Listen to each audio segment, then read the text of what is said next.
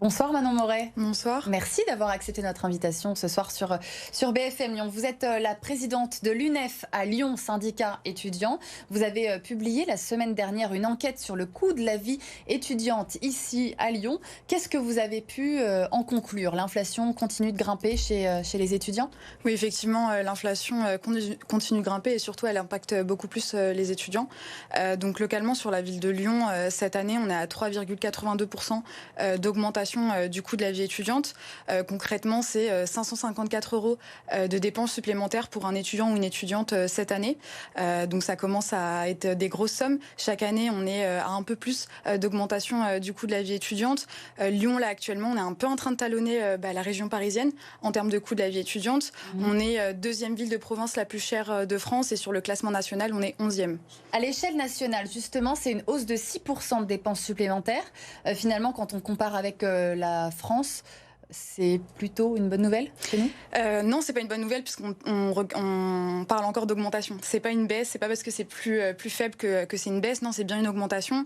À Lyon, les étudiants ne sont pas du tout épargnés par l'augmentation du coût de la vie étudiante. Il y a des gros problèmes en termes de logement aussi. On l'a fait ressortir cette année dans notre... On va détailler ça point par point, puisque cette enquête et cette hausse précarise un peu plus les étudiants qui n'ont pas d'aide financière de leurs parents. Ça crée des grosses différences entre les étudiants? Oui, effectivement. Sur ce qu'on conclut, c'est qu'aujourd'hui, à cause du coût de ce coût de la vie étudiante, en fait, on a aussi une reproduction sociale dans l'enseignement supérieur, puisque les étudiants les plus défavorisés, forcément, sont empêchés de bien réussir leurs études. Aujourd'hui, on a un étudiant sur deux qui se salarie pour subvenir à ses besoins. Le salarié étudiant, c'est la première cause d'échec à l'université. Donc en fait, avec ça fait des doubles journées. Ah oui, ça fait des doubles journées, ça fait du temps en moins pour les études, ça fait aussi des étudiants qui sont fatigués. Donc en fait, c'est alarmant ces chiffres, parce que là, on se retrouve dans une situation avec des étudiants qui vivent la misère en fait toute l'année, et en fait un gouvernement aussi qui ne va pas assez loin dans les mesures qu'il prend, un gouvernement qui refuse de subventionner nos Crous, de subventionner nos universités pour permettre aux étudiants justement de pouvoir étudier dans de bonnes conditions. Dans le détail, qu'est-ce qui va coûter plus cher concrètement à nos étudiants cette année? C'est l'alimentation, c'est l'énergie, c'est les transports? Alors sur l'alimentation et l'énergie, on n'a que des chiffres nationaux, mais ça reste des grosses augmentations. 13% sur l'alimentation, un peu plus de 13%. Sur l'énergie, on est à 10%. À Lyon, il n'y a pas d'augmentation du tarif de l'abonnement pour les étudiants. On est à 250 € pour un étudiant non boursier et 100 € pour un étudiant boursier. Après, ce qu'on dit, nous, à l'UNEF, c'est qu'aujourd'hui, on a quand même 150% de différence entre ces étudiants-là. Et ça, vous le dénoncez, c'est que ça bouge pas? Oui, effectivement, on le dénonce. Un étudiant qui n'est pas boursier, ça ne veut pas dire que c'est pas un étudiant précaire.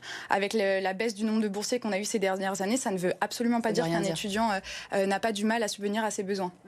Et donc ça, justement, pour les transports, qu'est-ce que vous aimeriez mettre en place? Qu'est-ce que vous proposez? Nous, ce qu'on revendique, c'est évidemment l'élargissement du tarif réduit à l'ensemble des jeunes en formation et en insertion pour cette rentrée-là. Le tarif réduit, donc 10 € par mois.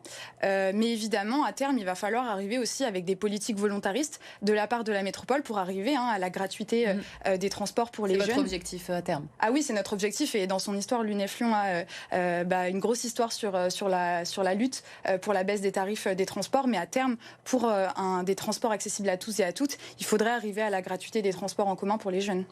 Le logement à Lyon, c'est vraiment le point noir. On a une très très forte demande et des prix exorbitants, mais qui sont quand même un tout petit peu en baisse cette année. Effectivement. Alors on a une légère baisse de 0,67%. C'est bien aussi de noter que ça compense pas la hausse qu'on a eue l'année dernière. Qui était de combien l'année dernière? L'année dernière, on était à 596 €, alors que l'année d'avant, on était à 580 €. Donc ça compense absolument pas cette hausse. 22 € par rapport à l'échelle nationale. Effectivement, même s'il y a une baisse, le loyer moyen à Lyon, il est toujours bien plus élevé qu'à l'échelle nationale. Et effectivement, la tension sur le logement étudiant, elle a augmenté de 30% cette année. L'année dernière, on était à environ 4 étudiants pour une offre de logement. Là, on est à 5,1 étudiants pour une offre de logement. Comment donc, ça se fait ça? Eh ben, parce qu'aujourd'hui, il manque énormément de logements Crous. En 2018, après les grosses mobilisations des étudiants de 2018, on avait eu l'annonce de 60 000 logements construits, résidences étudiantes, gérées par le Crous, annoncé par Emmanuel Macron. Aujourd'hui, à la rentrée 2023, on n'est qu'à 3067 logements qui ont été construits. À Lyon, on a seulement 5,5% des étudiants qui sont logés dans les logements Crous. Et dans le privé, effectivement, on a tellement une tension si forte qu'aujourd'hui, on se retrouve avec des étudiants qui, là, à la rentrée, n'ont toujours pas de logement. Justement, on est le 4 septembre, en pleine période de rentrée. Certains étudiants n'ont pas trouvé de logement pour cette rentrée 2023. Qu'est-ce que vous leur conseillez? Qu'est-ce qu'on peut faire? Alors sur les étudiants qui demandent des logements Crous, on accompagne les étudiants pour faire des recours auprès de la direction générale du Crous, recours gracieux qui permet en fait de demander à réévaluer le dossier et de faire en sorte que l'étudiant puisse avoir un logement Crous. Après sur le reste des logements, malheureusement en tant que syndicat étudiant, on peut pas faire grand chose avec les agences. Par contre, il y a des logements d'urgence du Crous qui existent ce qu'on peut faire, c'est continuer à alerter la métropole, le Crous et l'État sur la situation de détresse qu'aujourd'hui les étudiants vivent. Aujourd'hui, on a des étudiants qui sont à la rue à la rentrée 2023. Et conséquence aussi de toutes ces hausses, c'est beaucoup plus d'étudiants qui se tournent vers des associations, des actions de solidarité, les Restos du Cœur. Ça, vous le constatez aussi? Ah oui, sur les distributions alimentaires, notamment, les associations le disent. Les étudiants, c'est un des premiers publics qui viennent dans les distributions alimentaires. Notamment, on a cette hausse du prix de l'alimentation, mais en fait, les distributions alimentaires, ça fait des années que les étudiants ils y vont, et chaque année, c'est de pire en pire. On a eu la suppression du repas à 1 euro pour les étudiants non boursiers qui n'a pas arrangé les choses. On a eu aussi le gouvernement qui s'est bien arrangé il y a quelques mois pour ne pas inscrire ce repas à 1 euro dans la loi pour toutes et tous. Donc effectivement, de plus en plus d'étudiants en distribution alimentaire et de moins en moins aussi d'étudiants qui peuvent avoir accès au tarif social du Crous de 1 euro. C'est une situation véritablement critique par rapport à l'année dernière où vous êtes surprise de ce chiffre, plus de 500 euros de dépenses supplémentaires? C'est des chiffres qui sont alarmants, mais on n'est pas surpris. On n'est pas surpris parce que ça fait des années qu'on a un gouvernement qui refuse d'entendre les revendications des syndicats étudiants et qui refuse d'entendre la réalité concrète de ce que les étudiants vivent aujourd'hui. Donc absolument pas surpris. Par contre, il faut s'alarmer. Il faut s'alarmer sur ces chiffres parce que si on continue sur cette voie, si on a un gouvernement qui refuse d'entendre les revendications qu'on peut porter, on va chaque année avoir des augmentations du coût de la vie et chaque année avoir des étudiants qui, à la rentrée, leur rentrée universitaire, se retrouvent dans une situation d'urgence. Eh bien, merci beaucoup Manon Moret d'avoir été avec nous pour cette enquête publiée par l'UNEF sur le coût de la vie étudiante. On le rappelle, vous êtes la présidente de l'UNEF à Lyon.